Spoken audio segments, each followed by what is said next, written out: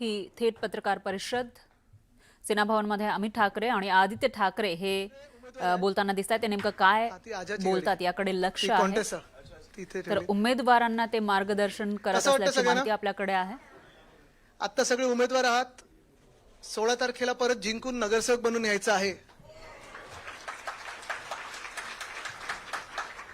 मला वाटतं एक छान समीकरण आपलं जुळलेलं आहे. एकंदर मुंबईत जर आपण पाहिलं तर शिवसेना, उद्धव बाळासाहेब ठाकरे पक्ष, मनसे आणि राष्ट्रवादी काँग्रेस पवार साहेबांची, हे तिन्ही आपण पक्ष एकत्र आलेलो आहोत. आपल्या सर्वांना माहिती आहे आपण काय ताकदीनं लढा देत आहोत. आपल्या सर्वांना हे देखील माहिती आहे की समोरून सगळं काही वापरलं जाते, साम दाम दंडभेद सगळं वापरलं जाते. आणि मी हे नेहमी सांगतो की तन मन धन ह्या लढाईमध्ये तन आणि मन आपल्याकडे आहे, धन हे सगळं त्यांच्याकडे. आणि अर्थात त्यांच्याकडे असल्यानंतर तो वापर तो होणार आहे. आपल्या सर्वांना माहिती आहे ते कसे काय काय वाटप त्याचं चालू आहे. मग कुठे ताटं वाटत आहेत, कुठे वाट्या देत आहेत, कुठे काय पैसे देत आहेत, हे सगळं चालू राहणार. निवडणूक आयोगाचा किती कोणाच्या बाजूने राहणार वगैरे हा सगळं एक वेगळी गोष्ट आणि वेगळी हे आहेच, कथा आहेच. अनेक ठिकाणी आपल्या उमेदवारांना फोन देखील येत आहेत, धमक्या देखील येत आहेत की तुम्ही विड्रॉ व्हा, नाहीतर असं करू, नाहीतर तसं करू, नाहीतर. आणि हे फक्त मुंबईत नाही तर अनेक शहरांमध्ये होते. काल आपले नेते अंबादास दानवेजींनी देखील काही गोष्टी ट्विट करून सांगितलेल्या आहेत.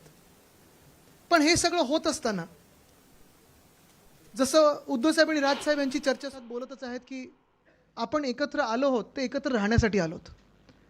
आणि निवडणूक आपण लढत आहोत ते जिंकण्यासाठी लढत आहोत, मुंबई वाचवण्यासाठी लढत आहोत. जे मोठे विषय आहेत, हिंदुत्व असेल, मराठी असेल, मुंबईचं मुंबई पण असेल, मुंबईला अदानीकडून वाचवण्याचं असेल, हे सगळं तर ते दोघं हाताळणार आहेतच. पण अमित आणि मी जे दोघं बोलत होतो साधारणपणे की आपलं वचननामा नंतर येईल, कारण तो वचननामा एक त्याला प्रक्रिया आहे, ती निवडणूक आयोगाकडे द्यायला लागते वगैरे, हे सगळं आहे. तुमच्याकडून पण मुद्दे घेतलेत काही काही ठिकाणी, जर नसतील घेतले तर अजूनही मला तुम्ही आम्हा दोघांनाही कोणालाही एक पेपरवर लिहून द्या. ते सुप्रताई बसलेत, ताई तुम्ही जरा सगळ्यांकडून जे महत्त्वाचे मुद्दे आहेत त्याचं संकलन करून घ्या. पण हे सगळं होत असताना मला वाटतं तुम्हाला आत्ता प्रचार फेऱ्या तर अनेक सुरू झाल्या आहेत तुमच्या सगळ्यांच्या. आज सकाळी पण प्रचार फेरी पाहिली मी, अनेक तुमचे कार्यालयाची उद्घाटनं सुरू झालेली आहेत. आणि तुम्ही जेव्हा घरोघरी जाल तेव्हा तुम्हाला प्रश्न तर विचारले जातील, तुम्ही कशासाठी उभे राहताय. अर्थात कशासाठी उभे राहतोय, आम्ही मुंबईचं मुंबई पण आहे, मुंबई मराठी माणसाच्या हातात राहिली पाहिजे, मुंबईकर हा कोणासमोर झुकला नाही पाहिजे, दिल्लीसमोर तर झुकलाच नाही पाहिजे, हे तर लढत आहोतच. पण आम्ही दोघांनी जरा एक 15-16 गोष्टी काढलेल्या आहेत ज्या तुम्ही आत्तापासून सुरू करू शकता की हे आमच्या मनातली इच्छा आहे, आमचं स्वप्न आहे आणि हा शब्द ठाकरेंचा आहे, तो आपल्याला लोकांसमोर न्यायचा आहे. त्या 15-16 गोष्टी आहेत त्या मी तुमच्यासमोर करत आहे. हे एक वर्कशॉप समजा. हा वचननामा बिलकुल नाही, वचननामा अजून आपला नीट येणार आहे. पण ह्या वर्कशॉपमध्ये मला जाणून घ्यायचं आहे की हे आपण जे करत आहोत हे शेवटाला मी तुम्हाला विचारणार, हे पटतंय का आणि आवडतंय का, कारण हे आपल्याला लोकांसमोर न्यायचं आहे. आणि राजेश थोडा खालती उतर ना, मागच्यानं दिसत नाही. हां ठीक आहे ठीक आहे. तर हे तुम्हाला लोकांमध्ये न्यायचं आहे. आणि जिंकून आल्यानंतर आपले सगळे जे इथे बसलेले आहेत, आपलं बहुमत आल्यानंतर, आपले महापौर बसल्यानंतर आपल्याला ह्या गोष्टी करून दाखवायच्या आहेत. करूया सुरुवात. चालेल, चला मी आपण दोघं करूया. क्लिकरवर आहे काय? हां हा घे ना, चालू आहे. मी हो नमस्कार. बोलायचं चालू करायच्या आधी मला फक्त तुम्हाला तुमचं अभिनंदन करायचंच आहे. पण मला जे आपले तिकडचे जे आपले सहकारी आहेत त्यांचे आभार मानायचे आहेत. तुम्हाला उमेदवारी मिळालीच आहे, पण मला जे सहकारी आहेत त्यांचे आभार मानायचे आहेत, कारण त्यांनी आपलं कुठचंही कार्यालय फोडलं नाही, कुठचाही AB फॉर्म गिळला नाही, कुठेही शिवीगाळ केली नाही, कुठेही मारामारी केली नाही. सगळ्यांनी समजून घेतलं आपल्याला. आणि मला वाटतं की ही निष्ठा असते आणि हाच फरक आहे आपल्यात आणि त्यांच्यात. हे मला खरंच तुमचं तर अभिनंदनच, पण मला त्यांचे धन्यवाद मानायचे आहेत. आणि मला वाटतं की आपण सगळ्यांनी त्यांना भेटून त्यांचे धन्यवाद मानले पाहिजेत की ही खरी निष्ठा आत्ताच्या राजकारणात खूप कमी बघायला मिळते. त्याच्यामुळे मला वाटतं की तुमचे अभिनंदनच, पण त्यांचे धन्यवाद. आणि ज्यांनी ज्यांनी आपल्याच लोकांनी फॉर्म माघार घेतलेत त्यांनी पण समजूतदारपणे घेतलेलं आहे, तर मला वाटतं फार महत्त्वाचं आहे. चला करूया सुरुवात. या लाईट जरा कमी केलं तर मला तुमच्या चॅनल्सवर येते काय, हे LED दिसतंय? ठीक आहे. हा जरा लाईट बंद, हे जे फोकस आहेत ना आमच्या मॅक्सिमम गोष्टी आदित्यजीच मांडतील. नाही, आम्ही दोघं खूप चर्चा करून म्हणून थोडा उशीर झाला. शेवटेला पण आम्ही चर्चा नाही पण करतो. मी जसं तुम्हाला घरी बोललो, तुम्हाला जसं समजवता येतं तसं मला करूया समजवता नाही. हो. दोघं करू. अमित थोडा जास्ती हंबल आहे म्हणून नम्रपणे चलो सुरू करूया. पहिली गोष्ट म्हणजे मुंबईकरांची जमीन ही मुंबईकरांसाठीच. इथे ज्या ज्या लोकांनी महानगरपालिकेत आधी नगरसेवक म्हणून काम केलेलं आहे, वेगळ्या वेगळ्या समित्यांवर काम केलेलं आहे, आपल्या सर्वांना माहिती आहे की मुंबईमध्ये BMCच्या प्रॉपर्टीज ह्या संपूर्ण मुंबईमध्ये आहेत. एस्टेटच्या प्रॉपर्टीज आहेत, काही आपल्या एचीच्या प्रॉपर्टीज आहेत, काही अशा पडीक प्रॉपर्टीज आहेत, काही काही ठिकाणी अतिक्रमणं पण झालेली आहेत. आणि गेल्या 2-2.5 वर्षामध्ये आपण पाहिलं असेल अनेक ठिकाणी चर्चा सुरू झाली की आता आम्ही हे ऑक्शनिंगला काढू, ह्या प्रॉपर्टीज आता आम्ही याच्यावर बिडिंग सुरू करू. आणि ते बरोबर त्यांच्या ठराविक बिल्डर मित्रांच्या घशात ह्या महत्त्वाच्या जमिनी, मुंबईकरांच्या जमिनी ह्या घातल्या जातात. आता अर्थात चर्चा हीच होती की मुंबईत आपला मराठी टक्का जो आहे तो टिकवायचा कसा. मुंबईतला अधिकार आणि मुंबईकरांना, जे मुंबईची सेवा ज्या ज्या लोकांनी केलेली आहे त्यांना ह्या जमिनी द्यायच्या कसा.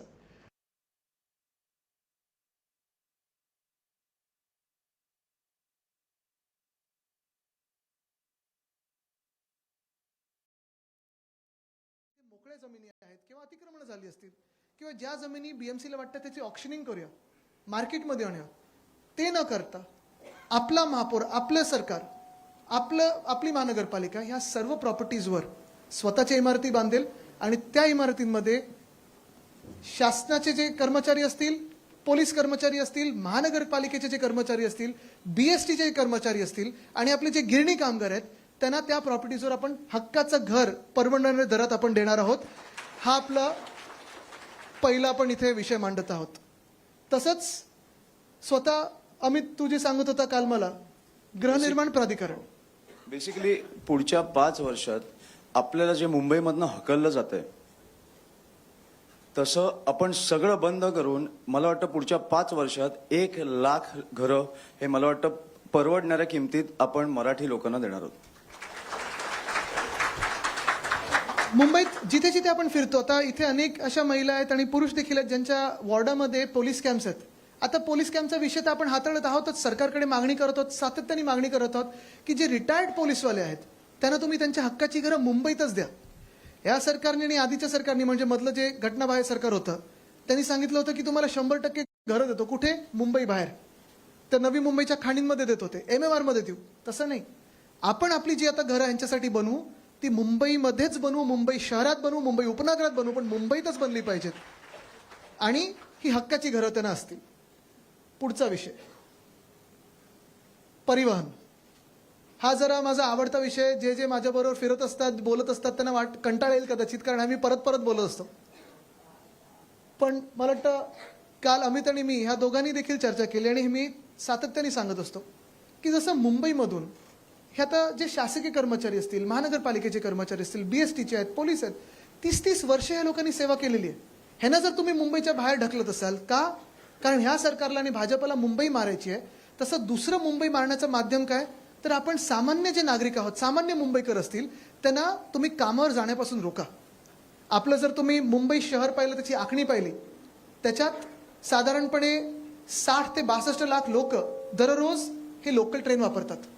आपण जेव्हा मिनी बसेस आणलेल्या, मीडियम बसेस आणलेल्या, अमित 35 लाख लोक मुंबईत दररोज BST वापरायला सुरू केलं होतं. पण आत्ता जी BSTची परिस्थिती झाली ती काय झाली आहे? काल पण मी एक बोईवाड्यातून कार्यक्रमावरून येत असताना, श्रद्धा तुमच्याच वॉर्डातून येत असताना इथे दादर प्लाझाच्या तिथे बघत होतो, लांब लांब रांगा मुंबईकरांच्या, महिला पुरुष दोन्ही घरी जायची वाट पाहतात. का? तर BSTच येत नाही, BSTच येत नाही, BST येत नाही. तर आम्ही ठरवलेलं आहे की आपलं सरकार आल्यानंतर पुन्हा एकदा ही दरवाढ आहे ती तिप्पट केलेली आहे, ती रद्द करून भाडं आपलं असेल ते 5 रुपये 5 किलोमीटरसाठी, 10 रुपये 10 किलोमीटरसाठी, 15 रुपये 15 किलोमीटरसाठी आणि 20 रुपये 20 किलोमीटरसाठी फ्लॅट फेअर करून देणार. खिशाला परवडेल असं भाडं असलं पाहिजे. जगातलं सगळ्यात स्वस्त आणि मस्त हे करू. ताफ्यात जवळपास 10,000 इलेक्ट्रिक बसेस आणण्याचा आपला प्रयत्न आहे. आपलं सरकार असताना आपण तो आकडा ठेवला होता, कदाचित वाढला असेल, कदाचित कमी झालं असेल. 900 डबल डेकर बस, जुने मार्ग, कारण हे अमितला पण आणि मला पण खूप वेळा मुंबईची अस्मिता परत आणायची आहे बेसिकली. आणि ती लाल बस लाल दिसली पाहिजे. पण जुने मार्ग सगळे पुन्हा सुरू करू. कारण आता आमदारांना पण हे पत्र येत असतात, नगरसेवकांना देखील येतील की हा मार्ग पुन्हा करून द्या, ताई हा मार्ग पुन्हा एकदा सुरू झाला पाहिजे, आमचा हा मार्ग बंद झालेला आहे. तर सगळे जुने मार्ग आपण हे करू.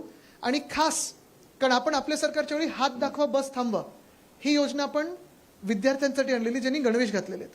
तर ही योजना पुन्हा आणायची आहे. महिलांसाठी आणि विद्यार्थ्यांसाठी पीक आवर्समध्ये स्पेशल बस करून त्यांना मोफत त्याच्यावर आपल्याला बसेस द्यायच्या आहेत. त्या बरोबर ना? हे आपण करून द्यायचं.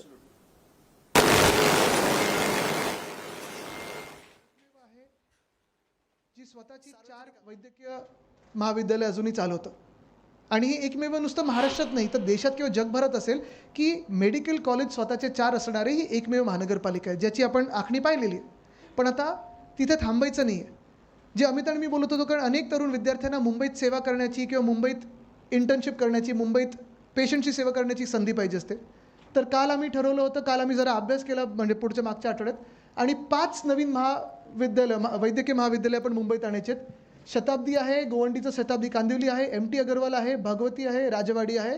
ही 5 जे हॉस्पिटल आहेत, आत्ता गेल्या 2-2.5 वर्षात आम्ही पाहतोय सतत चर्चा सुरू आहे की ह्याला प्रायव्हेटाईज करणार. पण ही आपली आहेत, ह्या मुंबईकरांची आहेत, परवडणारी हॉस्पिटल असायला पाहिजेत. आणि जी आपली आहे, मुंबईकरांची आहेत, मुंबई महानगरपालिकेची, ती प्रायव्हेट हातात जायलाच कशाला पाहिजे? जगातले सर्वात चांगले सर्वोत्तम डॉक्टर्स हे आपल्या हॉस्पिटलमध्ये जोडलेले आहेत. मग आपली जी सेवा असते जवळपास सगळं मोफत आहे. ते हे 5 नवीन आपण मेडिकल कॉलेजेस सुरू करायचे आहेत. त्याचसोबत आपले स्वतःचे ॲम्ब्युलन्स सुरू करायचे. कारण आता 108 सेवा, मला माहीत नाही मुंबईत तुम्हाला दिसते का कुठे, मला तरी दिसली नाही एकसुद्धा, बंद पडल्यासारखीच आहे. बरोबर ना? तर आपल्याला आपली मुंबई महानगरपालिकेची ॲम्ब्युलन्स सेवा सुरू करायची. हेल्थ टू हे 24 तास सिनियर सिटीझनसाठी हेल्थ टू होम ही सेवा सुरू करायची आहे. आणि अमित, तुला जे सांगायचं होतं ते नाही, हा विषय माझ्या खूप जवळचा आहे, कारण मी स्वानुभवातनं सांगतोय. महानगरपालिकेमार्फत आपण एक कॅन्सरचं रुग्णालय एक चालू केलं पाहिजे. कारण मला कळतं की ह्या आजारातनं जाताना पहिल्या काही दिवसात डिटेक्शन, जे आपल्याला लवकर डिटेक्ट करता येतं हा आजार, हे किती महत्त्वाचं असतं आणि ह्याच्याने किती जीव वाचू शकतात. कारण हा देशभर आणि देशभर नाही तर आय थिंक जगभर पसरतो आहे हा आजार. त्याच्यामुळे एक कॅन्सरचं रुग्णालय हे महानगरपालिकेचं असणार. आणि मला माहिती आहे की टाटा आणि असे अनेक रुग्णालय आहेत, पण ते कमी पडतात कुठेतरी. मला वाटतं की अशा आंतरराष्ट्रीय दर्जाचं, जिकडे अर्ली डिटेक्शन येतं आणि तुम्हाला सगळे तुमचे उपचार केले जातील, असं आपण एक रुग्णालय तयार करणार आहोत. पुढचा विषय आहे शिक्षणाचा. हा देखील ज्यांनी शिक्षण समितीवर काम केलं त्यांना मी किती हैराण केलं हे माहिती आहे. कारण हे सगळ्यांचंच आपलं स्वप्न आहे की जे जिंकून येतात, आणि तुम्ही नगरसेवक सगळे झाल्यानंतर अनेक लोक जसे आमच्याकडे येतात तसं तुमच्याकडे येणार की ताई किंवा साहेब आम्हाला एक पत्र द्या, ह्या शाळेत आम्हाला ॲडमिशन पाहिजे, त्या शाळेत आम्हाला ॲडमिशन पाहिजे. प्रायव्हेट शाळा असतात. पण माझं जे स्वप्न होतं की हे सगळं आपल्या मुंबई महानगरपालिकेच्या शाळांसाठी झालं पाहिजे. साधारणपणे 2018-19च्या वेळी जेव्हा आपण मुंबई पब्लिक स्कूल ही संकल्पना आणली, त्यानंतर 4000 सीट्ससाठी आपल्याला 10,000 ॲप्लिकेशन झाले, लॉटरी काढायला लागली. आणि आपल्याला माहिती आहे की मुंबई पब्लिक स्कूलसारख्या शाळा देशात नसतील अशा आपण करून दाखवलेल्या आहेत. मग त्याच्यात SSC बोर्ड आहे, IB आहे, IGCSE आहे, CBSE आहे आणि ICSE आहे. पण हे सगळं होत असताना मराठी अनिवार्य आहे. 3.25 लाख विद्यार्थी या शाळांमध्ये शिकतात. हे मला वाटतं GR पण उद्धवजींनीच काढलेला, हो, उद्धव आपल्या साहेबांनी वेळेस काढलेला. आणि ह्या शाळांमध्ये तो पण आता मला वाटतं रद्द केला, तो रद्द केला, तो स्थगित केला ह्याने. आणि ह्या शाळांमध्ये English, semi English, Hindi, Marathi, Gujarati, Urdu, Tamil, Telugu, Kannada ह्या सगळ्या भाषांमध्ये शिकवलं जातं. पण हे करत असताना सगळ्यात मोठी जी चिंता जी अमितकडे पण येते आणि माझ्याकडे पण येते की 10वी नंतर काय. आणि म्हणून आमचं दोघांचं स्वप्न आहे आणि जे आपण करणार हा आपला शब्द आहे की मुंबई महानगरपालिकेचं ज्युनियर कॉलेज देखील आपण काढू. म्हणजे ज्युनियर KG ते 12वी हे आपल्याला 12वीपर्यंत विद्यार्थ्यांना टेन्शन नाही, टेन्शनमुक्त विद्यार्थी. म्हणजे परीक्षा द्याव्या लागतील, मार्क मिळवावे लागतील, पण ॲडमिशनचं टेन्शन नाही आणि आपल्या विद्यार्थी सेनेला आंदोलन करण्याची गरज नाही लागणार. बरं, अजून एक महत्त्वाचा प्रश्न जो सगळीकडे दिसतो तो परत जसं हॉस्पिटलचे प्लॉट आहेत, कुठचेही प्लॉट, आत्ताचं सरकार जे आहे त्याची एकच बोलीभाषा आहे की काही दिसलं की घाला बिल्डरांच्या घशात. ते आपण करून देणार नाही. आणि तिसरं म्हणजे बोलतो मराठी हे आपण सगळ्या शाळांमध्ये सुरू करू. अर्थात डिजिटायझेशन आलेलं आहे, सगळं काही आहे, पण मला वाटतं हे शाळेनंतर ज्युनियर कॉलेजचा आम्हाला वाटतं फार महत्त्वाचं आहे. आपल्याला पण जर वाटत असेल तर मला वाटतं तो विषय खूप महत्त्वाचा ज्वलंत आहे. आत्मसन्मान. अमित, तू सांगणार होतं की सुरू करू? जे आपल्याकडे आपण पाहतो, अनेक महिला लोकांच्या घरी ज्या काम करतात, घरकाम करणाऱ्या महिला आहेत, बरोबर, त्या बिचारे दिवसभर काम करतात, मेहनत करत असतात, पण त्यांना जे काही मिळतं, पगार असेल किंवा सॅलरी असेल, ती खरोखर तेवढी पुरते का? आणि पुरत जरी असली तरी मला वाटतं त्यांचा जो श्रम आहे, त्यांची जी मेहनत आहे, त्याला आपण सन्मान देणं गरजेचं आहे. आणि म्हणून ज्या ज्या महिला घरकाम करतात त्यांना आपण नोंदणीकृत करून त्यांना आपण महिन्याला 1,500 रुपये स्वाभिमान निधी म्हणून आपण देणार आहोत.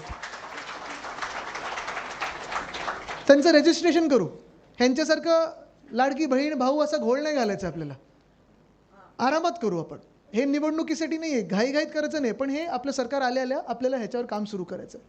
आपल्या ज्या कोळी मच्छीमार बहिणी आहेत, ज्या तसंच मेहनत करतात, पण त्यांना देखील आपल्याला एक आधार म्हणून स्वाभिमान निधी द्यायचा आहे. काही महिने असे पण असतात जेव्हा काहीच उत्पन्न नसतं, तेव्हा मॉन्सूनचे म्हणजे पावसाळ्याच्या वेळी वगैरे त्यांना आपण 12 महिने देखील तसंच आपण एक ते करणार आहोत. परत परवान्यांसाठी नवीन परवाने जे कोळी महिला आहेत त्यांच्यासाठीच, आणि परवाने ट्रान्सफर करायला त्यांच्याच समुदायामध्ये, बाहेर नाही, पण ते पण ह्या हेमांगितांकडून म्हणजे कोळीवाड्यांकडून मला आता सपोर्ट मिळाला आहे. कोणाकडे कोळीवाड्यात जरा हातवरती करून सांगा. मुंबईसाठी ठाकरे बंधूंचं विजन काय, याविषयी आदित्य ठाकरे आणि अमित ठाकरे सांगतायत. याचे प्रत्येक अपडेट आपण घेत राहूया. दरम्यान थांबूयात एका छोट्याशा ब्रेकसाठी.